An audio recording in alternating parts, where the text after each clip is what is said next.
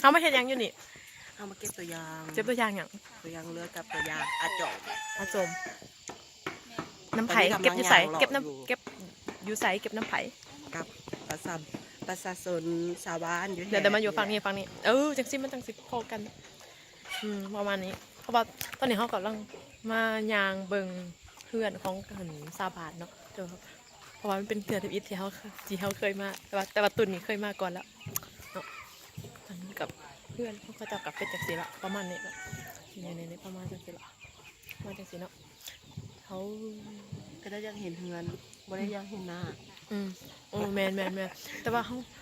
มีตัวควายทั้งหนาเขาอีกตัวควายนอนกองกะลางตุนพามาเบิ่งตัวควายแต่ว่าเขาก็อยากให้เห็นหนาเขาปอกก็เลยจังสิเห็นปะตัวควายอยู่ทางหลัง จับเอียงใส่ ตัวควายอยู่ทางหลัง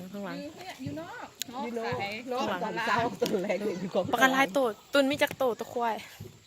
นับดู 1 2 3 4 5 6 7ตัวควายไม่ได้ตัวพี่ๆตัวบางไงคันไปขายนี่บูหูสิได้จักหลานเนี่ยคือสิได้ไล่หลาน ได้เมียคนหนึ่งมา แฮ่ไม่เคยคนหนึ่งแม่นี่เนาะ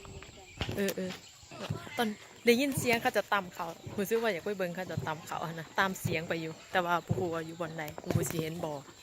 แค่แต่มัน เห็นหมูหน่อยเดี๋ยว